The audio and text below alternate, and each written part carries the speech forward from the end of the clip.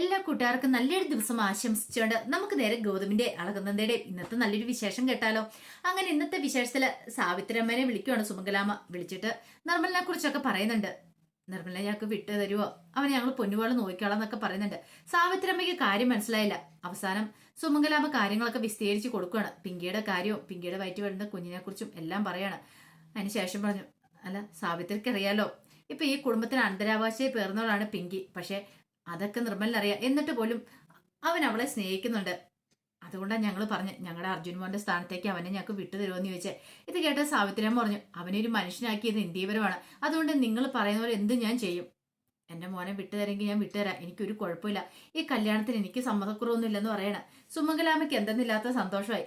എന്ത് ചെയ്യണമെന്ന് അറിയത്തില്ല. കാരണം ഒരു ടെൻഷൻ ഉണ്ടായിരുന്നു സമ്മതിക്കുമെന്ന്. പക്ഷെ അതെല്ലാം അങ്ങനെ സോൾവ് ആവുകയാണ്.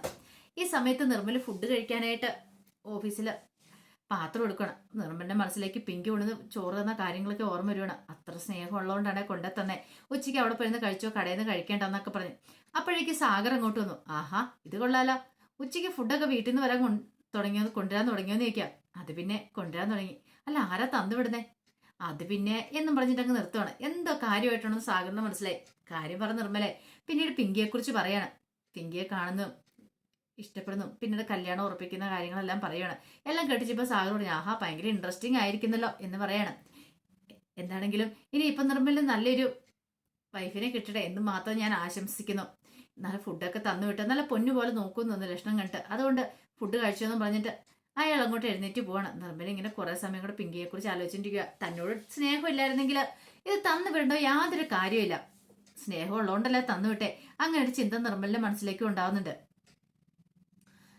ഈ സമയം ഗൗതം പിന്നീട് കാറി പോവാണ്. കാറി വീട്ടിലേക്ക് വരുന്ന സമയത്ത് ഗൗതത്തിന്റെ മനസ്സിലേക്ക് പല പല ചിന്തകളും വരുവാണ്. ഒരു പക്ഷേങ്കില് പിങ്കി നിർമ്മലും തമ്മിൽ അടുത്താൽ ശരിയാകത്തില്ല. അവർ തമ്മിൽ അടുത്തിട്ടുണ്ടെങ്കിൽ പിങ്കിയുടെ ജീവിതം താഴും എന്നൊക്കെ ഒരു ചിന്തയാണ് ഗൗതത്തിന്റെ മനസ്സിലേക്ക് ഉണ്ടാകുന്നത്.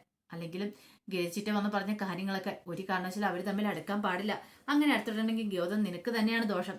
നിന്റെ നന്നേരം കുഞ്ഞാണ് വയറ്റ് വളരുന്നത് പിങ്കിയുടെ. അപ്പൊ അത് ഒരു കാരണവശാലും ശാശ്വതമായ ബന്ധമല്ല. അതുകൊണ്ട് എങ്ങനെ അവനെ നിന്ന് ഒന്ന് രക്ഷിച്ചെടുക്കണമെന്നൊക്കെ. ഇതെല്ലാം കേട്ട് പല പല കാര്യങ്ങളും ചിന്തിച്ചു കഴിഞ്ഞപ്പോഴത്തേനും ഗൗതത്തിന് വല്ലാത്തൊരു കുറ്റബോധം തോന്നി. വല്ലാത്ത എന്തൊരു അവസ്ഥ പോണേ. പെട്ടെന്ന് ഗൗതം വണ്ടി നിർത്താൻ പറയണം. എന്റെ കുഞ്ഞിനുള്ള സാധനങ്ങൾ വേറെ ആരും വാങ്ങിച്ചോണ്ട് കൊടുക്കണ്ട, ഞാൻ വാങ്ങിച്ചോണ്ട് കൊടുത്താൽ മതി എന്ന് മനസ്സിൽ പറഞ്ഞിട്ട് നേരെ കടയിലേക്ക് പോവാണ്. അങ്ങനെ കടയിൽ പോയിട്ട് വരുവാണ്. കടയിൽ പോയിട്ട് വന്ന് പിന്നീട് നേരെ വീട്ടിലേക്ക് ചെല്ലുവാണ്. ഈ സമയത്ത് പിങ്കി അവിടെ ഇരിക്കുന്നുണ്ടായിരുന്നു. അപ്പൊ നന്ദ അങ്ങോട്ട് വരുന്ന സമയത്താണ് ഗൗതം അങ്ങോട്ട് പാഞ്ഞു പെറുക്കി വരുന്നത്. ഗൗതം നേരെ പിങ്കിയുടെ അടുത്തേക്കാണ് പോകുന്നത്. അപ്പൊ നന്ദി ഓർത്ത്, ഇതെന്താ ഇത് പതിവില്ലാത്താണല്ലോ, സാധാരണ ഇത് മുറിയിലേക്ക് വരുവ ചെയ്യുന്നത്, ഇതിപ്പോ എന്താ പിങ്കിയുടെ അടുത്തേക്ക് പോകുന്നത്? നന്ദ അവിടെ മറന്നു നിൽക്കുകയാണ്. ഈ സമയം പിങ്കിയുടെ അടുത്ത് കവർ വെച്ചിട്ട്, അതെ ഇത് കുറച്ച് പേരയ്ക്ക എന്ന് പറയണം. പേരയ്ക്കോ? എന്തിനാ?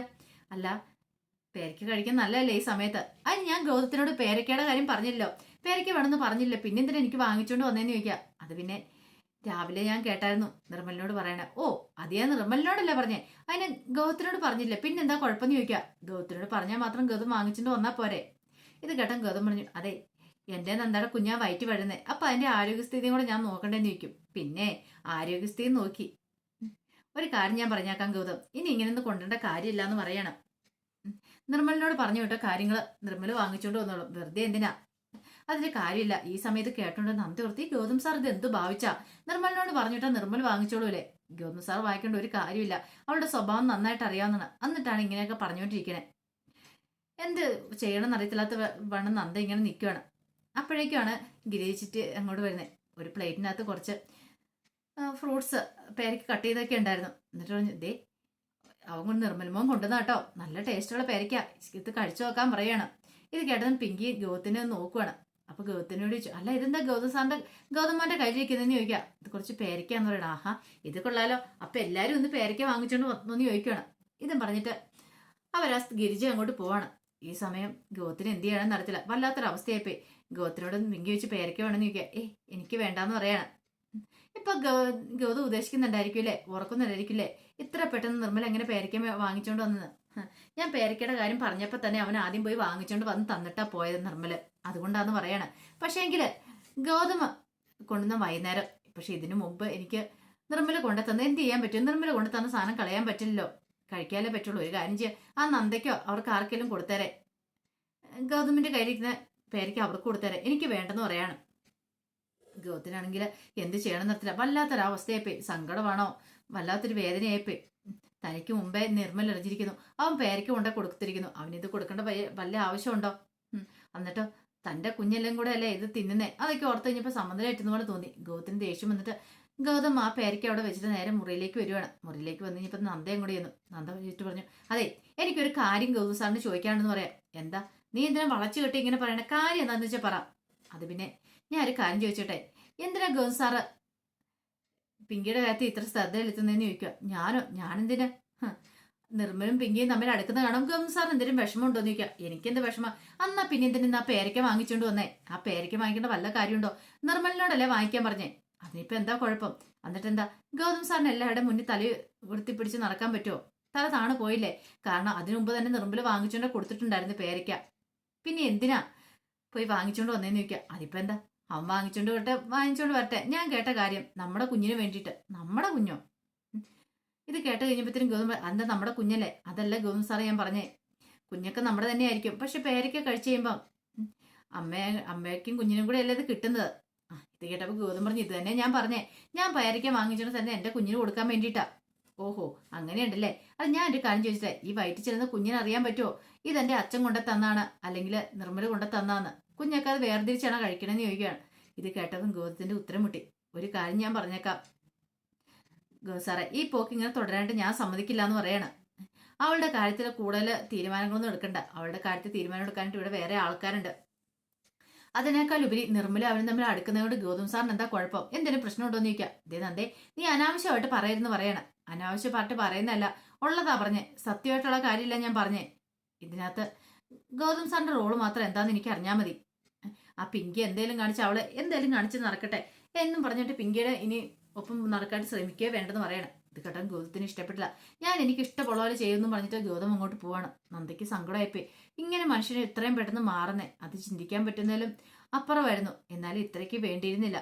താൻ ഇത്രമാത്രം കിടന്ന് കഷ്ടപ്പെട്ടു പോലും തന്നെ മനസ്സിലാക്കാനായിട്ട് ഗൗതം സാറിന് കഴിയുന്നില്ലോ എന്നൊരു ചിന്തയാണെന്ന് നന്ദയുടെ മനസ്സിലുണ്ടായിരുന്നേ. പിന്നീട് വൈകുന്നേരം കഴിഞ്ഞപ്പോഴത്തേനും നിർമ്മല അവിടെ ക്യാൻസ് കളിച്ചോണ്ടിരിക്കുകയാണ്. തന്നെയാണ് കളിച്ചോണ്ടിരിക്കുന്നത്. ആ സമയമാണ് അതിലൂടെ ഗിരിജ വരുന്നത്. ഓഹോ ഇവൻ തന്നെയായിരുന്നു കളിക്കുന്നത്, അങ്ങനെയാണ് ഒരു തന്ത്രമുണ്ട് എന്ന് വിചാരിച്ച് നേരെ പിങ്കിയുടെ അടുത്തേക്ക് ഇല്ലുവാണ്. പിങ്കി മോളെ ഒരു കാഴ്ചയാണ് വരാൻ പറയാണ്. എന്ത് കാഴ്ചയാ? എന്ത് കാഴ്ചയെന്ന് പറഞ്ഞിട്ടേ നിങ്ങൾക്ക് തന്നെ ഇരുന്ന് കളിക്കുന്നുണ്ടോ? ഒരു കാര്യം ചെയ്യുക, മോളും കൂടെ പോയി കമ്മിന് കൊടുക്കാൻ പറയാണ്. ഞാനോ? എന്താ മോൾക്ക് പറ്റില്ലെന്ന് ചോദിക്കും. അതൊന്നും ശരിയാകത്തില്ലെന്ന് പറയണേ. എന്ത് ശരിയാകത്തില്ല? ഭയങ്കര ഒരു ബുദ്ധിമുട്ട് പോലെ പിങ്കിക്ക്. പിങ്കി മോളെ, ഞാൻ പറഞ്ഞ കാര്യങ്ങൾ ഓർമ്മയുണ്ടല്ലോ. എല്ലാ കാര്യങ്ങളും നടത്തണമെങ്കിൽ നമ്മൾ ചില തീരുമാനങ്ങളൊക്കെ എടുത്താൽ മതിയാവുള്ളൂ, ചില റിസ്കുകളൊക്കെ എടുത്താൽ മതിയാവുള്ളൂ എന്ന് പറയണം. നീ ഒരു കാര്യം ചെയ്യുക, പോയിരുന്ന് അവനോടൊപ്പം പോയിരുന്ന് ക്യാരൻസ് കളിക്കുക. കുറെ സമയം കഴിഞ്ഞപ്പോൾ ഗൗതം കാണുക കാഴ്ച, ബാക്കി ഗൗതം ഏറ്റെടുത്തോളൂ എന്ന് പറയണം. സത്യമാണ് പറയണെന്ന് നിൽക്കും. ഞാൻ എന്തിനാ കള്ളം പറയണേ? സത്യമാണെന്ന് പറയണം. പിന്നീട് ഗിരിജ നേരെ ഗൗതമിന്റെ അടുത്തേക്ക് ചെല്ലുവാണ്. അപ്പൊ ഗിരിജനെ കണ്ടിട്ടുണ്ടായിരുന്നില്ല. ഗൗതം ഫോൺ വിളിച്ചുകൊണ്ട് നിൽക്കുമായിരുന്നു. അങ്ങനെ ചെന്ന് കഴിഞ്ഞിട്ട് ഗിരിജ വിളിക്കുകയാണ്. ഗൗതത്തിന് വിളിച്ചു കഴിയുമ്പോൾ ഗൗതം പെട്ടെന്ന് തിരിച്ചു ചോദിക്കുക. ആഹാ ചിറ്റ എന്തായിട്ടേന്ന് ചോദിക്കുക. ഇവിടെ എന്തൊക്കെയാ ഗൗതം നടന്നുകൊണ്ടിരിക്കുന്നത് ചോദിക്കുകയാണ്. ഇത് കേട്ടോ ഗൗതം ചോദിച്ചു, എന്ത് നടന്നുകൊണ്ടിരിക്കുന്നത്? പ്രത്യേകിച്ച് ഒന്നും ഞാൻ കാണുന്നില്ലോ എന്ന് പറയണം. ഗൗതം ഒന്നും കാണുന്നില്ല, ഇവിടെ ഇങ്ങനെ ഇരിക്കത്തുള്ളൂ. ഇപ്പൊ തന്നെ കണ്ടില്ലേ, ദേ അർജുനല്ല നിർമ്മല അവിടെ നിന്ന് ക്യാരൻസ് കളിച്ചോണ്ടിരിക്കുക. നിർമ്മലിനോടൊപ്പം പിങ്കിയും ചേർന്നിട്ടുണ്ടെന്ന് പറയാണ്. പിങ്കിയോ? അതെ. അതിനിപ്പോ എന്താ കുഴപ്പം? അവന്റെ കമ്പനി കൊടുത്തായിരിക്കും എന്ന് പറയണേ. കമ്പനിയാണ് പോലും. ഇതേ ഒരു കാര്യം ഞാൻ പറഞ്ഞേക്കാം, കമ്പനി കൊടുത്തൊന്നും അല്ല. ശരിക്കും പറഞ്ഞാലേ അവനും അവളും തമ്മിൽ ഇഷ്ടത്തില്ല. അതുകൊണ്ടാണ് ഇങ്ങനെ ഉറക്കം വിളിച്ചറിഞ്ഞിട്ടുണ്ടെങ്കിൽ വയറ്റിൽ കിടന്ന കുഞ്ഞിന് ആപത്താ. അത് പറഞ്ഞില്ലേ കേട്ടൊന്നും വേണ്ട എന്നും ഗൗതത്തിനോട് അവര് പറയുവാണ്. ഗിരിജ പറയാണ്. ഇത് കേട്ട് കഴിഞ്ഞപ്പോഴത്തേനും ഗൗതത്തിന് ആവപ്പെട്ടൊരു വെപ്രാളം. എന്റെ ഭഗവാന്, തന്റെ കുഞ്ഞിന് എന്തെങ്കിലും ആപത്ത് സംഭവിക്കുമോ? ഉറക്കളച്ചിരുന്നതുകൊണ്ട് പിങ്കിക്ക് എന്തെങ്കിലും അപകടം പറ്റിയിട്ടുണ്ടെങ്കിൽ തന്റെ കുഞ്ഞിനെയും കൂടെ അത് ബാധിക്കുന്ന കാര്യമാണ്. ചിന്തിക്കാൻ പറ്റുന്നതിൽ അപ്പുറത്താണത്. ഗിരിജ പറഞ്ഞു, ഞാൻ പറഞ്ഞ മോന് മനസ്സിലാകുന്നില്ലേന്ന് ചോദിക്കുകയാണ്. അതുകൊണ്ട് എത്രയും പെട്ടെന്ന് പോയി മോൻ ആ കളി അങ്ങ് സ്റ്റോപ്പ് ചെയ്യിക്കണം, അറിയാലോ, അല്ലെങ്കിൽ പിന്നെ കുഞ്ഞിനെ നഷ്ടപ്പെട്ട് പിന്നെ പറഞ്ഞിട്ട് കാര്യമൊന്നുമില്ലെന്ന് പറയണം. ഇതെല്ലാം കേട്ട് കഴിഞ്ഞപ്പോഴത്തേനും ഗൗതത്തിന് ആകെപ്പാടൊരു വെപ്രാളം, വിഷമം. ആ സമയം പിങ്കിയും നിർമ്മലും കൂടെ ക്യാരൻസ് കളിക്കുകയാണ്. അപ്പം നിർമ്മലിനോട് പിങ്കി വെച്ചു, നിർമ്മൽ നേരത്തെ ക്യാരൻസ് കളിക്കാറുണ്ടായിരുന്നു ചോദിക്കും. അത്യാവശ്യമായിട്ട് ഈ ക്ലബിലൊക്കെ പോയിരിക്കുന്ന സമയത്തെ, അവിടെ ഞങ്ങൾക്ക് ചെറിയൊരു ക്ലബുണ്ട്, അവിടെ പോയിരിക്കുന്ന സമയത്ത് ഈ ക്യാരൻസ് കളിക്കുന്നൊക്കെ ഉള്ളേ, അല്ലാതെ വേറൊന്നും ഇല്ലാന്ന് പറയാണ്. പിന്നീട് പിങ്കി ചോദിച്ചു, അല്ല നിർമ്മൽ എന്നെ ഇത്രമാത്രം ഇഷ്ടപ്പെടുന്ന ചോദിക്കുക. അങ്ങനെ ചോദിച്ചാൽ പിന്നെ എനിക്കത് പറയാനായിട്ടുള്ള എന്ത് പറയണം, എങ്ങനെ പറയണമെന്നൊന്നും അറിയത്തില്ല. കാരണം ചെറുപ്പത്തിലെ മുതൽ ഞാൻ ഒത്തിരി ദുഃഖങ്ങളും ദുരിതങ്ങളും ഒക്കെ അനുഭവിച്ച് വന്ന, അപ്പൊ അതിന്റെ ആ ഒരു കാഴ്ചപ്പാടൊക്കെ എന്റെ മനസ്സിൽ ഇപ്പോഴും ഉണ്ട്. അതൊന്നും പെട്ടെന്ന് മാഞ്ഞു പോകുന്ന കാര്യങ്ങളല്ല എന്ന് പറയാം. അതുകൊണ്ടാണ് ഞാനിങ്ങനെ ഇപ്പൊ ഈ അവസ്ഥയിൽ വന്നിരിക്കണേന്നൊക്കെ പറയാം. ഇതെല്ലാം കേട്ടുകഴിഞ്ഞപ്പോഴത്തേനും പിങ്കിക്കണം മനസ്സ് അങ്ങോട്ട് അരിയുവാണ്. പിങ്കി ഇങ്ങനെ അവന്റെ മുഖത്തേക്ക് തന്നെ നോക്കിയിരിക്കുക. അവന് പറഞ്ഞ കാര്യങ്ങളൊക്കെ കേട്ടോണ്ട് ആ സമയം ഗൗതം അങ്ങോട്ട് വരുവാണ്. ഗൗതത്തിന് സഹിച്ചില്ല അവർ രണ്ടും സംസാരിച്ചുകൊണ്ടിരിക്കണേ. ഗൗതം അങ്ങോട്ട് പാഞ്ഞു വരുക. അപ്പൊ എന്തൊക്കെ സംഭവിക്കുമെന്ന് അറിയത്തില്ല കേട്ടോ. അതിന്റെ വിശേഷങ്ങൾക്കായി നമുക്ക് എല്ലാവർക്കും കാത്തിരിക്കാം. ഒരിക്കൽ കൂടി എല്ലാവർക്കും നല്ലൊരു ദിവസം ആശംസിച്ചു നിർത്തുന്നു.